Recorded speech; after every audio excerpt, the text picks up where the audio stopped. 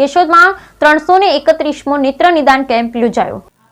કેશોદ જલારામ મંદિરે 331મો નેત્ર નિદાન કેમ્પ યોજાયો। કેશોદના જલારામ મંદિરે યોજાયેલ નેત્ર નિદાન કેમ્પમાં સાંધાના દુખાવા, સંપૂર્ણ બોડી ચેકઅપ તથા હોમિયોપેથી દવાઓનો દર્દીઓએ લાભ લીધો। કેમ્પમાં ભોજનના દાતા તરીકે રફીકભાઈ મહિડા પરિવાર સહભાગી બની હિન્દુ મુસ્લિમ એકતાની ઝાંખી કરાવી। કેશોદના આંબાવડી વિસ્તારમાં આવેલા જલારામ મંદિરે નેત્ર નિદાન કેમ્પ તથા સાંધાના દુખાવા તથા બોડી ચેકઅપ કેમ્પનું આયોજન કરવામાં આવ્યું, જેમાં રણછોડદાસજી હોસ્પિટલ રાજકોટના સહયોગથી 331મો નેત્ર નિદાન કેમ્પ આજરોજ યોજાયો હતો, જેમાં 260 જેટલા દર્દીઓને આંખોની તપાસ કરવામાં આવેલ, જેમાં જરૂરિયાતમંદ મોતિયાના ઓપરેશન વાળા 94 દર્દીઓને રાજકોટ રણછોડદાસજી હોસ્પિટલ ખાતે મોકલવામાં આવેલ, જ્યાં વિના મૂલ્યે આંખોના મોતિયાના ઓપરેશન કરી જલારામ મંદિર સુધી પરત મૂકવા સુધીની વ્યવસ્થા પણ વિના મૂલ્યે કરવામાં આવી। જલારામ મંદિરના ટ્રસ્ટી દિનેશભાઈ કાનાબાના જણાવ્યા મુજબ કેશોદ જલારામ મંદિર ખાતે છેલ્લા ઘણા વર્ષથી યોજાતા નિઃશુલ્ક નેત્ર નિદાન કેમ્પમાં અત્યાર સુધીમાં 331 જેટલા નેત્ર નિદાન કેમ્પ યોજવામાં આવે છે, જેમાં લગભગ 23,736 જેટલા મોતિયાના દર્દીના free operation Ranchhoddasji hospital Rajkot દ્વારા કરવામાં આવેલ છે।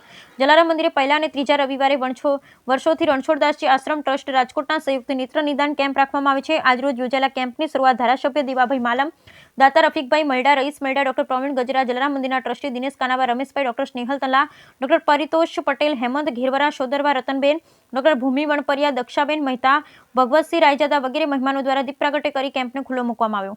આ નેત્ર નિદાન કેમ્પમાં 260 જેટલા દર્દીઓ ડોક્ટર પારિતોષ પટેલ તથા શ્વેતા પટેલ દ્વારા તપાસી 94 દર્દીઓને બસ દ્વારા ઓપરેશન માટે રાજકોટ રણછોડદાસજી હોસ્પિટલ મોકલવામાં આવેલા અને ડોક્ટર ભૂમિ વણપરિયા દ્વારા સાંધાના દુખાવા વગેરે માટે સેવા આપેલ નિકિતા પટેલ દ્વારા હોમિયોપેથિક દવા આપવામાં આવેલ।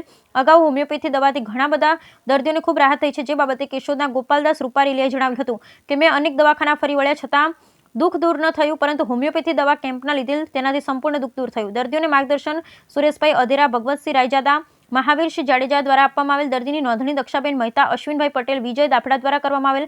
ડાયાબિટીસ ચેકઅપ બાદ દર્દીની નોંધણી કેશુભાઈ પટેલ દ્વારા કરવામાં આવેલ। પૂર્વ ધારાસભ્ય અરવિંદભાઈ લાડાણી, હિતેશ ચનિયારા વગેરે ખાસ ઉપસ્થિત રહ્યા હતા। કેશોદ જલારામ મંદિરે 331મો નેત્ર નિદાન કેમ્પ દ્વારા 23,000 ઉપરાંત લોકોને નવી દ્રષ્ટિ આપવામાં સહભાગી થવું તેમજ કેમ્પમાં જુદા જુદા દાતાશ્રીઓ દ્વારા પણ અવિરત સેવા આપવામાં આવી રહી છે। આજના કેમ્પમાં ભોજનના દાતા તરીકે રફીકભાઈ મહિડા પરિવારે ભોજનના દાતા બની હિન્દુ મુસ્લિમ એકતાની ઝાંખી કરાવી હતી। અત્રે ઉલ્લેખનીય છે કે જલારામ મંદિરે યોજાતા નેત્ર નિદાન કેમ્પમાં રહીકભાઈ મહિડા પરિવાર દ્વારા દર વર્ષે ભોજનના દાતા તરીકે સહભાગી બની રહ્યા છે। Bureau report Naresh Ravalia, Keshod.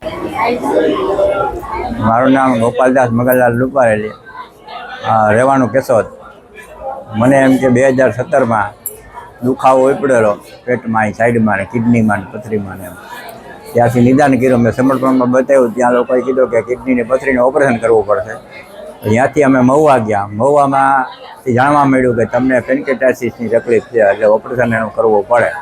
પછી અમે ત્યાંથી આવ્યા, ત્યાંથી પછી અમે જામનગર બતાવવા ગયા, એરવિનમાં। Jamnagar એરવિનમાં rota scan, city scan એ બધું ખૂબ કર્યું અને ત્યાંથી પણ નિદાન એમ કરવામાં આવ્યું કે તમને પેન્કેટાઇટિસ છે, એનું ઓપરેશન કરવું પડે। પછી અમે ત્યાંથી બતાવીને પાછા વહી આવ્યા કે ઓપરેશન ભલે કરવું પડે, પછી જોશું, પાછા આવશું, તારીખ લઈ આવ્યા, બધું લઈ આવ્યા હતા। ત્યાંથી પછી અમે નક્કી કર્યું કે અહીં કરતાં પછી અમદાવાદ બતાવવા।